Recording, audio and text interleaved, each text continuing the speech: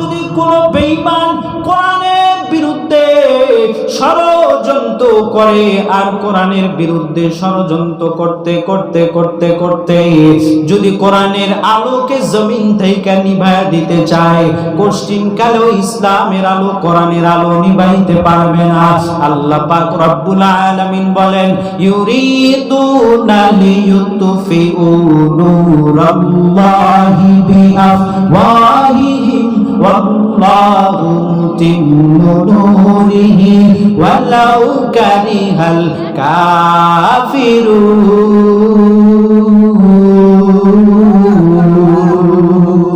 আল্লাহ পাক বলে, সারা দুনিয়ার যত বেঈমানেরা একত্রিত হয়া ইসলামের আলো কোরআনের আলো বন্ধ করতে যারা চাবে কোনোদিন পারবে না, পারবে না। বরঞ্চ যারা কোরআনের বিরুদ্ধে যাবে, ইসলামের বিরুদ্ধ সিদ্ধান্ত, এই ভারত জমিনের মধ্যে এমন একটা গাছ আমি উৎপন্ন করব যার ফল ভোগ করবে সারা দুনিয়ার মানুষ। আজকে তাকাইয়া দেখেন, ওই ভারতের জমিনে দারুল উলুম দেওবন্দ মাদ্রাসা প্রতিষ্ঠিত হয়ে গেল। সেই মাদ্রাসার শাখা প্রশাখা বাংলাদেশের হাটহাজারী, পটিয়া, বগুড়া মাদ্রাসা, জামিল মাদ্রাসা, যাত্রাবাড়ি, বসুন্ধরা মাদ্রাসা, এমনকি বাংলাদেশের প্রত্যেকটা গ্রামে গ্রামে গঞ্জে সহ فأخرج به الحب والنبات وقدر الأرزاق والأقوام وحفظ بالمأكولات والحيوانات وعان على الطاعات والأعمال الصالحات لأكل الطيبات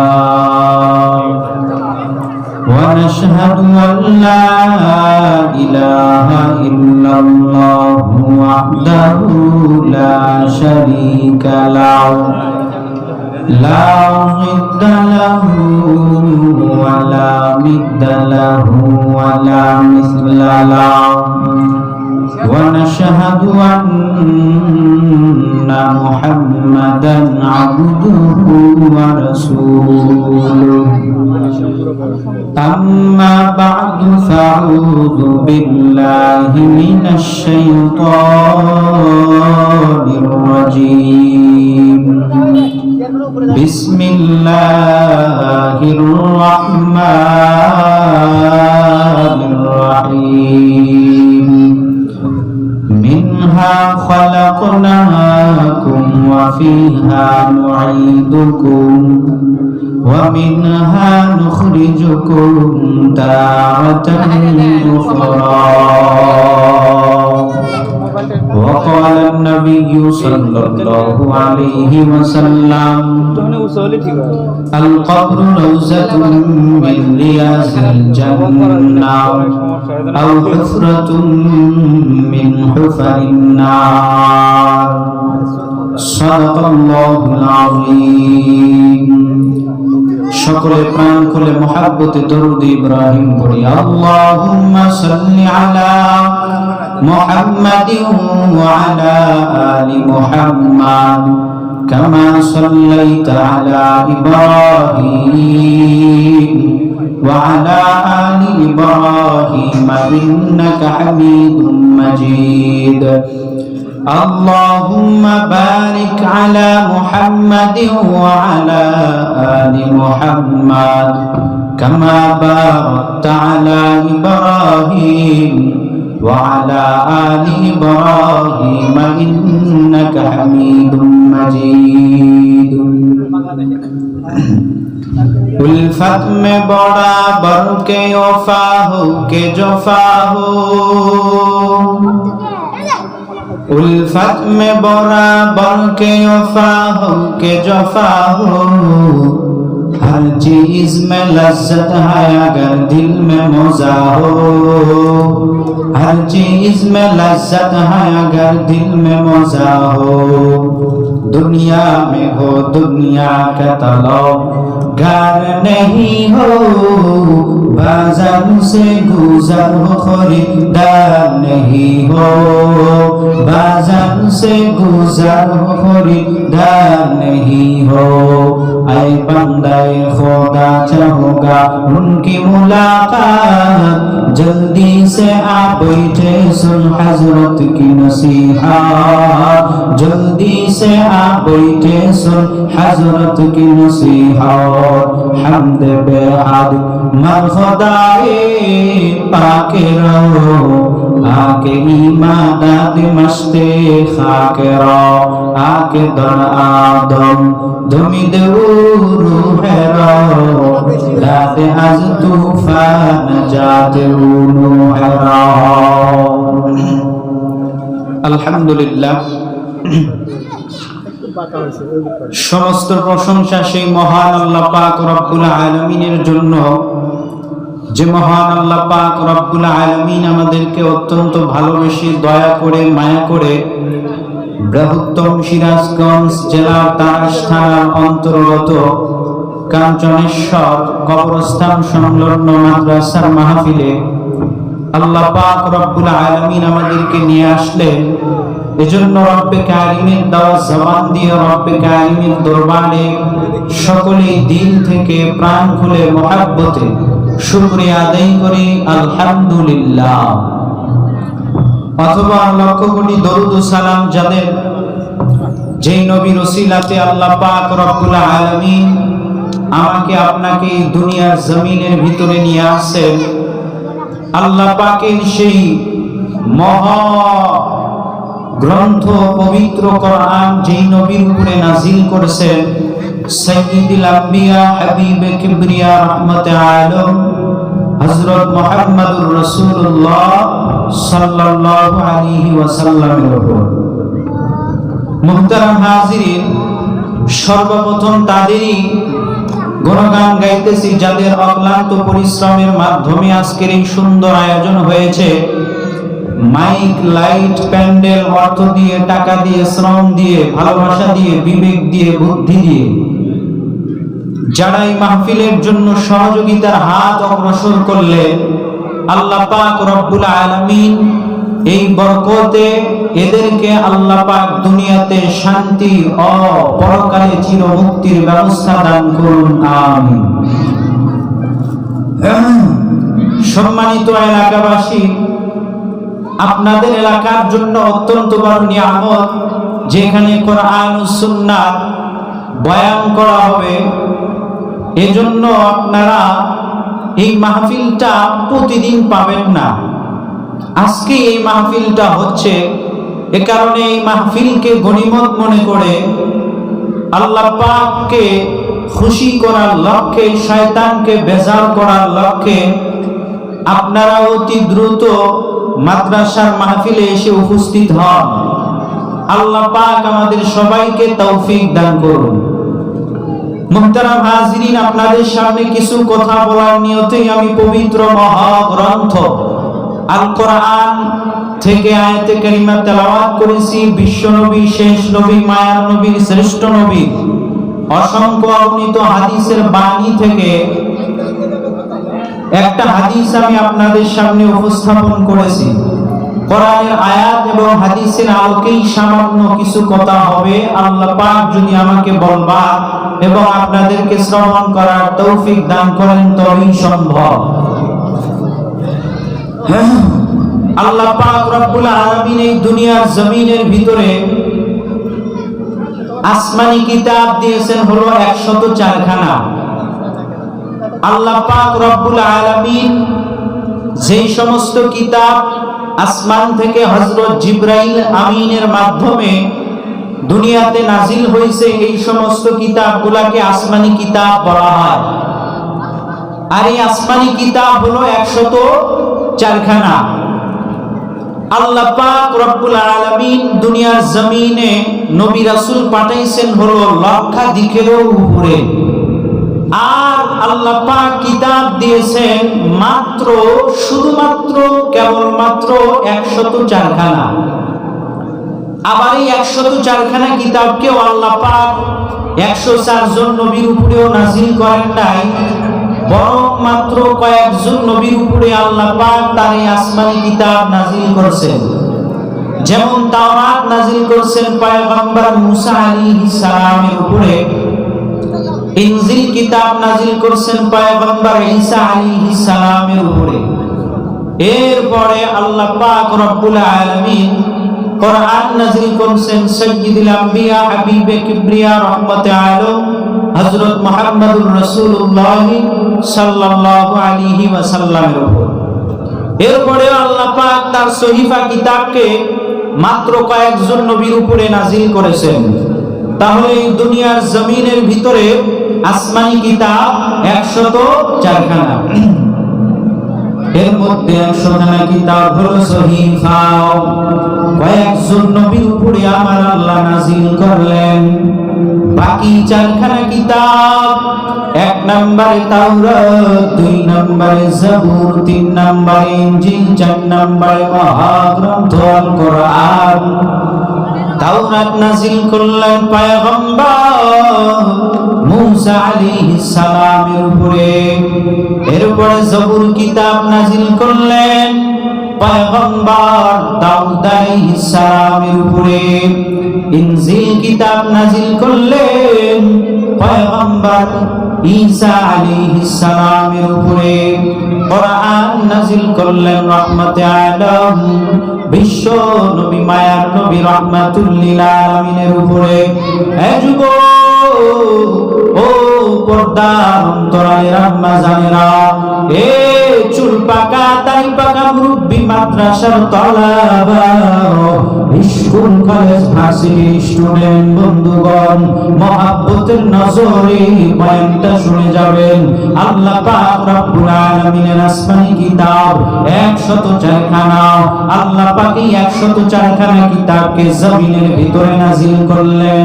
এই 104 খানা কিতাব তাওরাত নাজিল করেছেন পয়গম্বর হযরত মুসা আলাইহিস সালামের উপরে।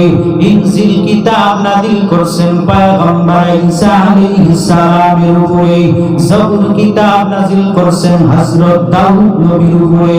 কোরআন নাজিল করেছেন মুহাম্মদুর রাসূলুল্লাহ সাল্লাল্লাহু আলাইহি ওয়াসাল্লামের উপরে। এবার এই জমিন থেকে আল্লাহ পাক যেই নবীর উপরে তার আসমানি কিতাব নাজিল করেছেন, সেই নবী দুনিয়া থেকে বিদায়ের পর আল্লাহ পাক তার ওই সমস্ত নাজিলকৃত কিতাব দুনিয়া থেকে বিদায় করে দিয়েছেন। যেমন হযরত দাউদ নবী বিদায় হওয়ার পর সারা দুনিয়া তালাশ করলে আর তাওরাত জবুর কিতাব খুঁজে পাওয়া যাবে না। এই জমিন থেকে হযরত মুসা নবী বিদায়ের পর সারা দুনিয়া তালাশ করলে আর তাওরাত কিতাব খুঁজে পাওয়া যাবে না। এই জমিন থেকে হযরতে ঈসা আলাইহিস সালামকে আল্লাহ পাক জ্যান্ত আসমানে তুলে নিয়ে গেলেন। এই ঈসা নবী বিদায়ের পর এই আসমানে ওঠার পর সারা দুনিয়া তালাশ করলে আর ইনজিল কিতাব পাওয়া যাবে না। ঠিক তদ্রূপ ভাবে আমার নবী বিদায় হয়েছে ১৫০০ বছর ওই মদিনার সবুজ গম্বুজের নিচে মায়ার নবী ঘুমায়। আমার নবী বিদায়ের পর এ মুসলমান জিহ্বাটা নাড়াইয়া উঁচু আওয়াজে আমার কথা বুঝে থাকলে বলেন তো, আমার নবী বিদায়ের ১৫০০ বছর পরেও এখনো পর্যন্ত সারা দুনিয়ায় কোরআন আছে নাকি না? তাওরাত নাই কেন, জবুর নাই কেন, ইনজিল নাই কেন, 100 সহিফা নাই কেন? এটার জবাব আল্লাহ পাক তাওরাত নাজিল কইরা আল্লাহ বলেন নাই তাওরাতের হেফাজত আমি করব। আল্লাহ জবুর নাজিল করার পর আল্লাহ বলেন নাই জবুরের হেফাজত আমি করব, ইনজিল হেফাজত আমি করব, সহিফা হেফাজত আমি করব। তাই তো জমিন থেকে হযরত দাউদ নবী বিদায়ের পর সারা দুনিয়া থেকে আল্লাহ পাক রব্বুল আলামিন জবুর কিতাব বিদায় করে দিয়েছেন।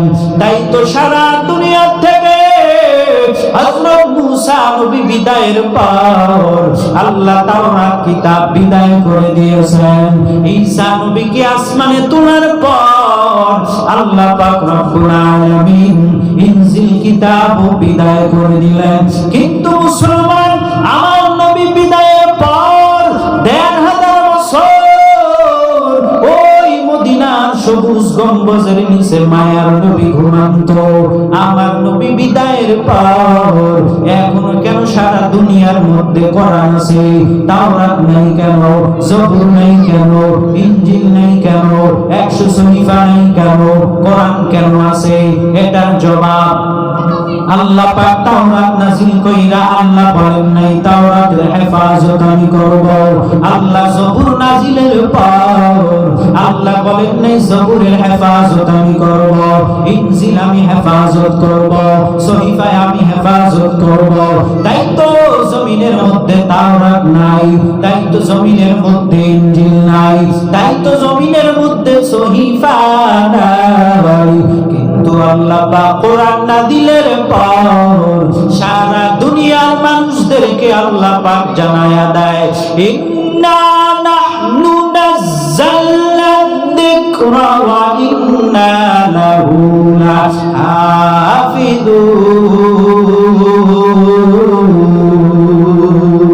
আল্লাহ পাক রব্বুল আলামিন বলেন, ইন্না নাহনু নাযালনা যিকরা ওয়া ইন্না লাহু লাহাফিজুন। আল্লাহ পাক কোরআন নাযিল করলাম আমি আল্লাহ, এই কোরআনের হেফাজতের জিম্মাদারিও নিলাম আমি আল্লাহ। তাই তো আমার নবী বিদায়ের পর ১,৫০০ বছর এরপরেও সারা দুনিয়ার মধ্যে আল্লাহ পাক এই কোরআনটা রাখছেন। এর একমাত্র জবাব আল্লাহ নিজে বলেন, কোরআন আমি অবতীর্ণ করলাম আর এই কোরআনের হেফাজতটা আমি নিয়ে নিলাম।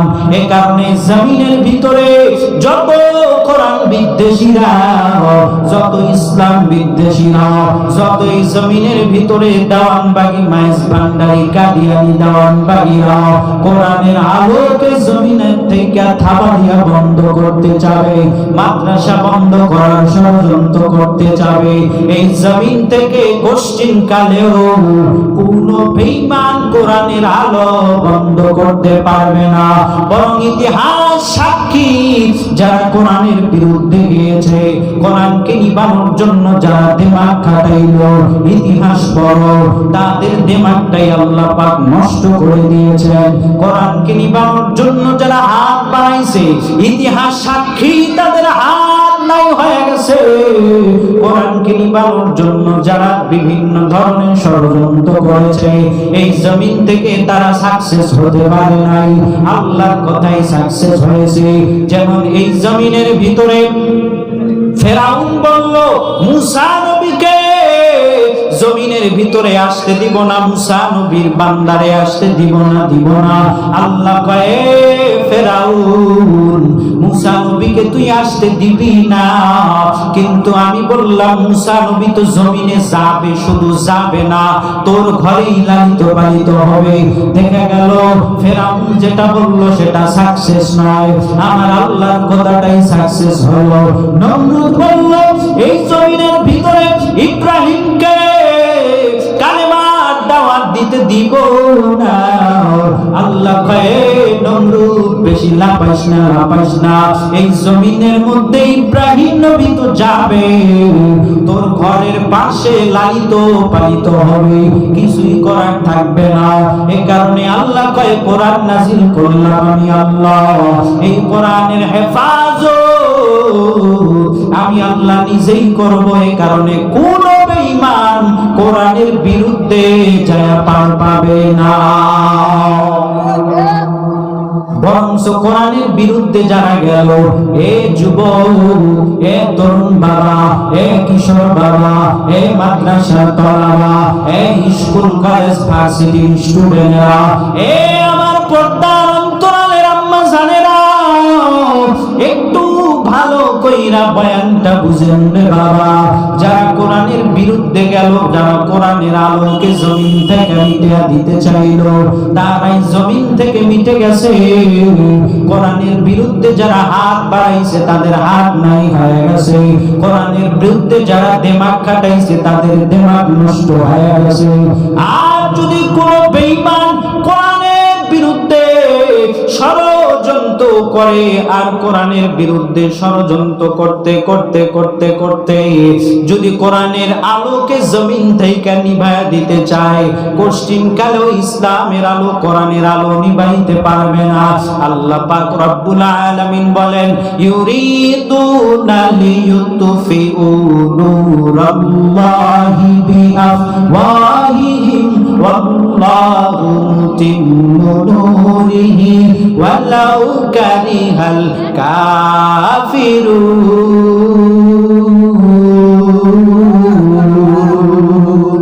আল্লাহ পাক বলে, সারা দুনিয়ার যত বেঈমানেরা একত্রিত হয়া ইসলামের আলো, কোরআনের আলো বন্ধ করতে যারা চাবে কোনোদিন পারবে না, পারবে না।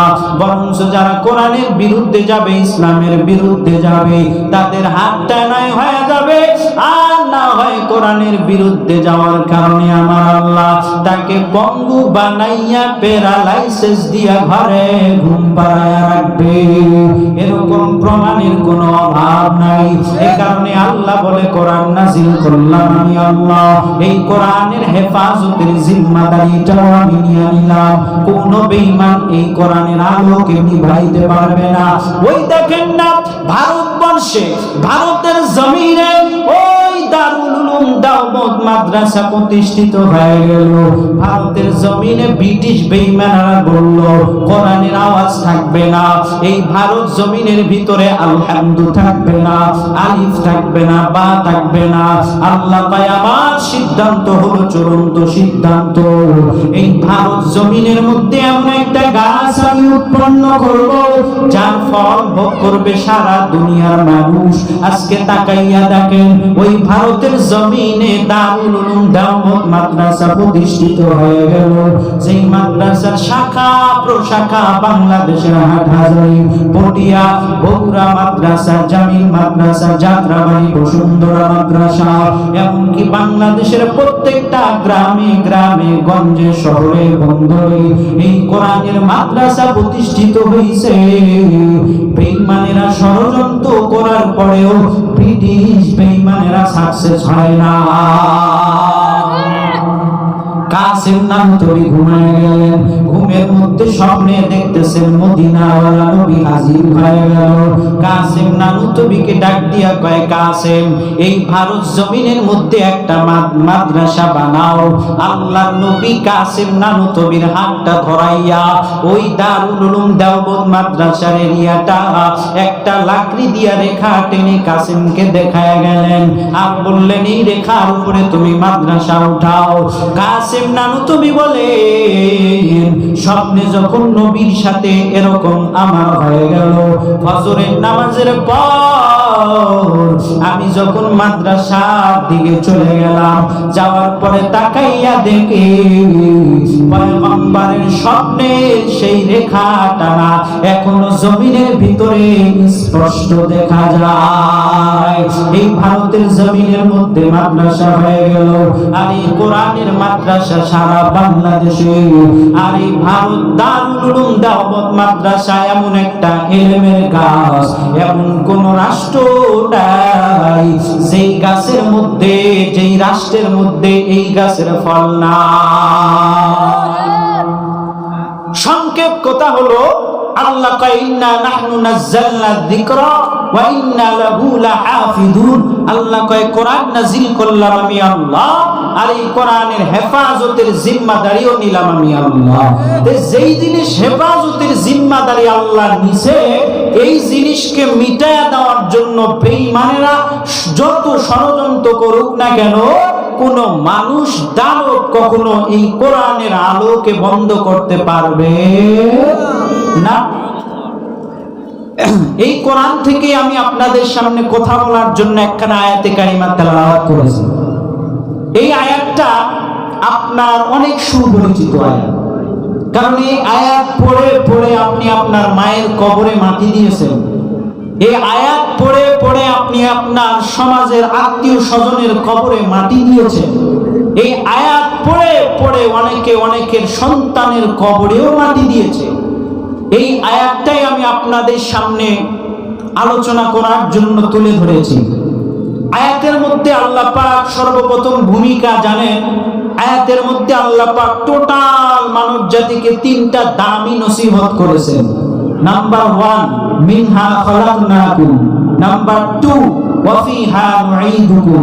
নাম্বার 3, ওয়া মিনহা নুখরিজুকুম তারাতান উখরা। আল্লাহ পাক রব্বুল আলামিন বলে, আমি জমিনের ভিতরে মানুষ বানাইলাম মাটির দ্বারা। 2 নম্বরে আল্লাহ কয়, মানুষ বানানোর পর আমি আল্লাহ পাক আবার এই মানুষদেরকে এই জমিনের মধ্যেই নিয়ে যাব, মাটির সাথে মিলায় দেব। এখানে অনেক বেঈমানেরা ওরা একটু বেশি বুঝে, এ কারণে ওরা একটু লাফালাফি করে, কোরআনের আয়াত দ্বারা দলিল দেয় যে আল্লাহ পাক বলছেন মিনহা খলাকনাকুম, মানুষদেরকে মাটির থেকে বানানো হয়েছে। 2 নম্বরে আল্লাহ বলেছে ওয়া ফিহা নুঈদুকুম, আবার মানুষদেরকে মাটির সাথে মিলায়া দিবে। তাহলে হাসর নাই, ফুলসিরাত নাই, জান্নাত নাই, জাহান্নাম নাই। নাউজুবিল্লাহ। কোন জোরে কোন আছে না নাই? যদি কেউ বিশ্বাস না করে ঈমান থাকবে না। ওই বেঈমানকে যদি আপনি প্রশ্ন করেন 2টা সংকেত পড়েছো, 3য় নাম্বার সংকেত কেন পারো না? আল্লাহ পাক 3য় নাম্বার সংকেতে কয়, আল্লাহ পাক রব্বুল আলামিন আবার তোমাদেরকে এই মাটির সাথে মিলিয়ে দেওয়ার পর পুনরায় আবার জীবিত করবে। আল্লাহ পাক রব্বুল আলামিন এই মর্মেই কোরআনের এই আয়াতের ভিতরেই বলেছেন, মিনহা খলাকনাকুম ওয়া ফিহা নুঈদুকুম ওয়া মিনহা নুখরিজুকুম তারাতান উখরা। আল্লাহ পাক রব্বুল আলামিন আয়াতের ভিতরে টোটাল মানব জাতিকে 3টা দাবি নসিহত করলেন। নাম্বার 1, মিনহা খলাকনাকুম। নাম্বার 2, ওয়া ফিহা নুঈদুকুম। নাম্বার 3, ওয়া মিনহা নুখরিজুকুম তারাতান উখরা। আল্লাহ কয় মাটি দ্বারা তোমাদেরকে বানানো হয়েছে। আল্লাহ 2 নম্বরে কয় এই মাটির মধ্যে আবার তোমাদের নিয়ে যাওয়া হবে। 3 নম্বরে আল্লাহ কয় এই মাটির মধ্য থেকে আবার পুনরায় তোমাদের জীবিত করা হবে। এ বান্দা, কেন করা হবে? কেন করা হবে? কেন করা হবে? দুনিয়ার জমিনের ভিতরে 60 বছর, 70 বছর, 80 বছর যে আমি আল্লাহ তোমাদেরকে হায়াত দিলাম, এই হায়াতটা কি আমি আল্লাহর কাজেই ব্যয় করেছ, নাকি দুনিয়ার বেঈমানের 5টা গোলামের অনুসরণ করেছ? এই জন্য হিসাবটা নেওয়ার জন্য আল্লাহ পাক মানব জাতিকে আল্লাহ পাক পুনরায় আবার জীবিত করবেন।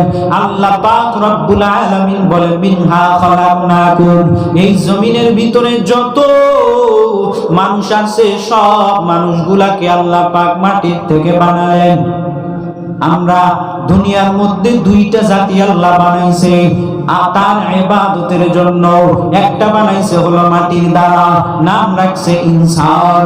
আর একটা মাটি বানাইছে আগুন দ্বারা, নাম রাখছেন জিন। এই জিন ইনসান দুটো জাতিকে আল্লাহ পাক একই প্রতিভা, একই উদ্দেশ্যে দুনিয়ার জমিনে পাঠাইলেন। এই মর্মে আল্লাহ পাক পবিত্র কোরআনের এক আয়াতের ভিতরে বলে, ওয়ামা খালাকুতুল জিন্না ওয়াল ইনসা ইল্লা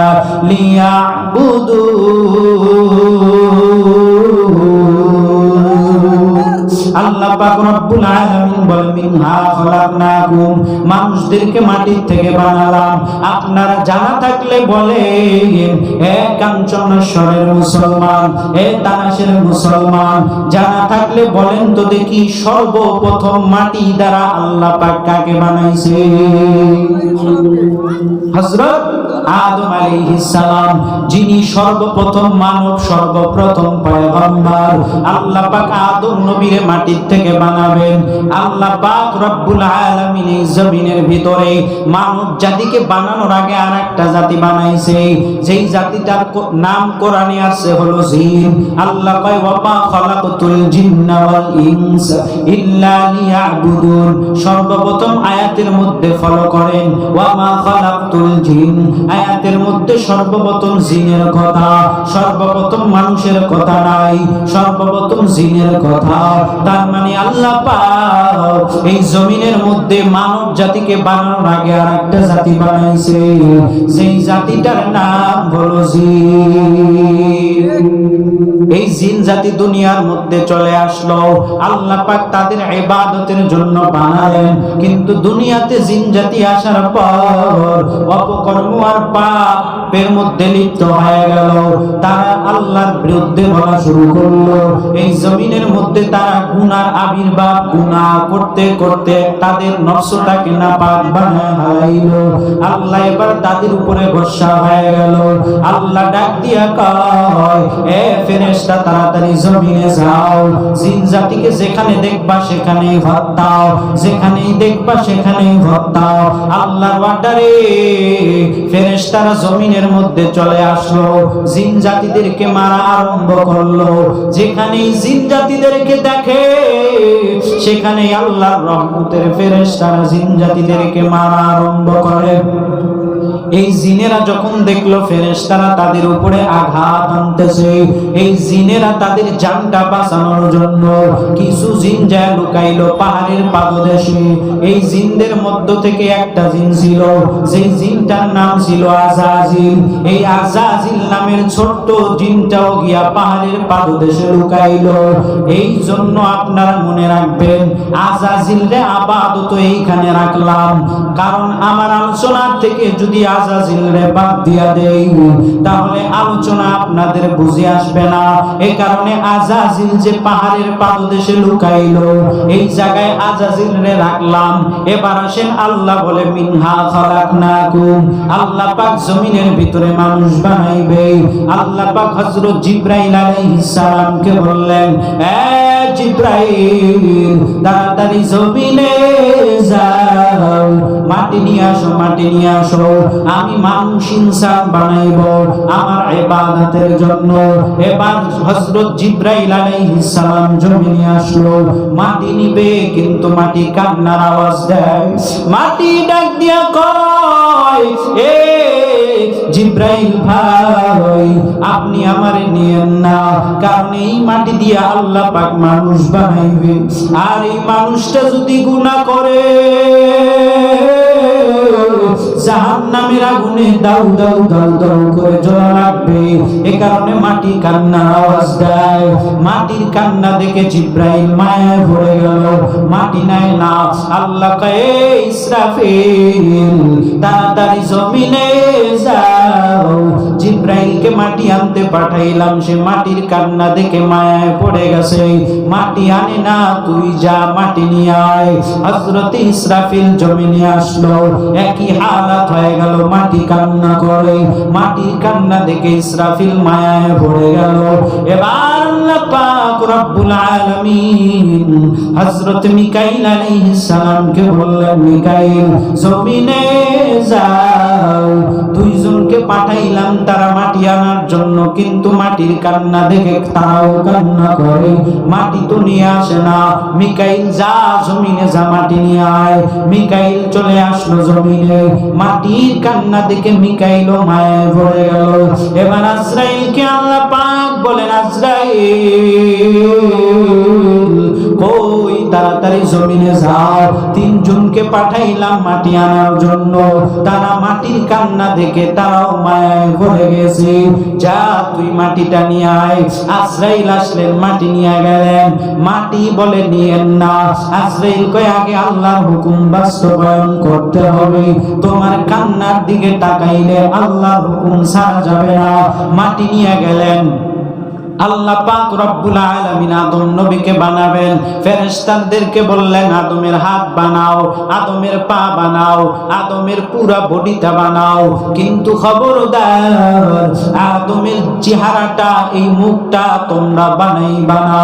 খালাকতু বিয়াদাইহি, আমি আল্লাহ আদমের এই চেহারাটা আমি আল্লাহ নিজের হাত দিয়া বানায়া দিব। এই কারণে আসমান বানায়া আল্লাহ বলছেন কুন ফায়াকুন, সাথে সাথে আসমান হয়ে গেছে। জমিন বানানোর বেলায় আল্লাহ বলছেন কুন ফায়াকুন, জমিন হয়ে গেছে।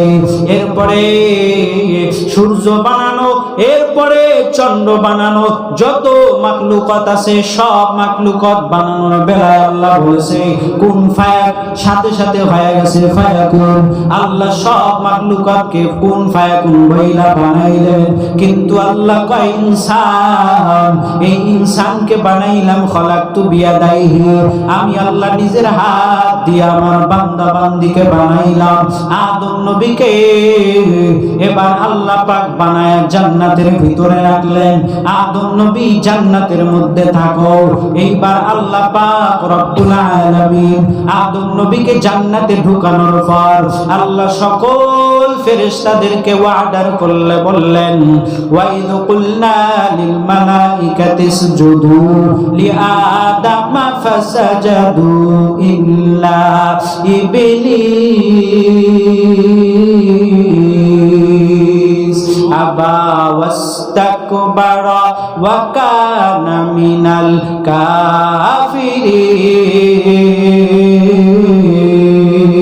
কাফিরিন। আল্লাহ পাক আদম আলাইহিস সালামকে বানানোর পর ফেরেশতাদেরকে বললেন এই তোমরা সবাই আদমকে সিজদা করো। সব ফেরেশতা ফাসাজাদু, সবাই সিজদা করলো, ইল্লা ইবলিস, তবে ইবলিস সিজদা করলো না। আর এই ইবলিসটা কে? ওই যে পাহাড়ের পাদদেশে আজাজিল নামের জিন লুকাইছিল, এটা কি মনে আছে? ওখান থেকে আজাজিল আল্লাহ পাক তার কাবা ঘর ফেরেশতাদেরকে দিয়ে তওয়াফ করতেছিলেন। হঠাৎ করে আজাজিল নামের জিন পাহাড়ের পাদদেশ থেকে গিয়া ফেরেশতাদের কাতারে তার কাবা ঘরটা তওয়াফ করা আরম্ভ করলো। আল্লাহ কয় আজাজিল, তোরে তো আমি বানাইছিলাম তোদের জাতিকে আমার ইবাদতের জন্য, কিন্তু তোরা তো ইবাদত করলি না, আমি আল্লাহর বিরুদ্ধে বললি। এবার আজাজিল সুরত পাল্টায় হালায় কয় আল্লাহ আমি তো চাই আপনার ইবাদত করার জন্য, কিন্তু আমি নফসের ধোঁকায় পড়ে গিয়েছিলাম, যার কারণে আমার এই অবস্থা আজকে হয়েছে। তো আল্লাহ আপনার ইবাদত আমি এখন থেকে করব। এই যে আজাজিল আল্লাহর ইবাদত করা আরম্ভ করলেন, ইবাদত করতে করতে আল্লাহ পাক রব্বুল আলামিন আজাজিলকে একটা ডিগ্রি দিয়েছিলেন, যেই ডিগ্রিটার নাম হলো মুআল্লিমুল মালাইকা, ফেরেশতাদের শিক্ষক। এমন কোন জায়গা নাই যেখানে আজাজিল সিজদা করে নাই।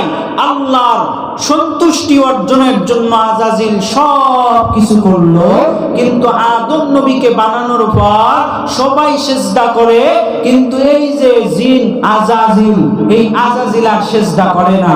সে তখন যুক্তি পেশ করলো আনা খায়রুম মিন, আমি তো আদমের থেকে উত্তম। খালাকতানি মিন নার ওয়া খালাকতাহু মিন তিন। আল্লাহ আমি তো আদমের থেকে উত্তম, আপনি আমাকে বানাইছেন হলো আগুন দ্বারা, আদমকে বানাইলেন মাটির দ্বারা। আমি আগুন হয়ে কেন মাটির সিজদা করব? আগুনের গতি থাকে উঁচু, আগুন কখনো নিচু হয় না, এই কারণে আমি আদমকে সিজদা করব না। আল্লাহ কয়ে আজাজিল, আমি তোর মুনিব, আমি তোকে হুকুম করেছি আমার ইবাদত করবি, এই আদম রে সিজদা করবি, মালিকের হুকুম মতো গোলাম চলবে, এটাই বাস্তবতা। বিরোধিতা করা হলো চূড়ান্ত গাদ্দারির পরিচয়। আল্লাহ পাক আজাজিল নামের জিনের উপরে রাগান্বিত হয়ে গেল, যে মুআল্লিমুল মালাইকার ফেরেশতাদের শিক্ষক, এই শিক্ষকের ডিগ্রিটাও আজাজিলের থেকে নিয়ে গেল। এবার আজাজিল আল্লাহর কাছে যুক্তি পেশ করার কারণে আল্লাহ কয় যাও তোর আগের যেই সমস্ত জিনগুলা ছিল ওরা আমি আল্লাহর সাথে তর্ক করেছে কিন্তু কোনোদিন যুক্তি দেয় নাই, তুই তো আমার সাথে যুক্তি দিয়ে তোর আগের জিনগুলারও হার মানাইলি, এখন আর আমার কাছে ক্ষমা পাওয়ার কোন রাস্তা নাই, তুই তো মরদুদ হয়ে গেলি। এবার আজাজিল ডাক দিয়ে কয় আল্লাহ পাক রব্বুল আলামিন আজাজিলকে ডাক দিয়ে বললেন ফাখরুজ ফাইন্নাকা রাজিম, এ আজাজিল তুই বের হয়ে যা, তুই তো মরদুদ হয়ে গেছো। আজাজিল এবার বলল আল্লাহ আমি তো আপনার ইবাদত করতে চাইছিলাম, তবে আপনি আমাকে আদমকে সিজদা করার জন্য বললেন, আমি করি নাই, এ কারণে আমাকে অভিশপ্ত বানায়া দিলেন, তবে আমি আপনার কাছে কিছু জিনিস চাই। অনেক জিনিস চাইলো, কিয়ামত পর্যন্ত হায়াত। আল্লাহ বললেন যাও দিয়া দিলাম। আজাজিল বলল আল্লাহ আপনি আমাকে কিয়ামত পর্যন্ত হায়াত দিবেন। প্রত্যেকটা মানব জাতি এই আদম সন্তান যাদের ওসিলাতে আমি এই মরদুদ হয়ে গেলাম, এদেরকে আমি ধোঁকা দিব, এদেরকে গুনাহ করাবো, এদের রগে রগে আমি চলবো, আমাকে সব পাওয়ার দিয়া দাও, দিয়া দাও সব পাওয়ার। আজাজিল এই ইবলিসকে আল্লাহ পাক দিলেন, আর সব পাওয়ার আল্লাহ পাক আজাজিলকে দেওয়ার পর আজাজিল এবার মানুষদেরকে ধোঁকা দেওয়া আরম্ভ করলো। এবার আদম নবী জান্নাতের ভিতরে আল্লাহ পাক বানাইলেন। বানানোর পর আদম নবী জান্নাতে ঘুরে কিন্তু একা একা আব্বাজানের আর ভালো লাগে না, অন্তরের মধ্যে কি জানি চাওয়া। আল্লাহ পাক তার অন্তরের খবরটা জানলেন। হে মুসলমান, অন্তরের মধ্যে কি চাওয়া কি পাওয়া এটা দুনিয়ার কোন ওলি আল্লাহ কুতুব গাউস কেউ জানে না, এমনকি কিরামান কাতিবিনরাও জানে না। অন্তরের মধ্যে কি চাওয়া দুনিয়ার কেউ না জানলেও একজন জানে, তিনি কে।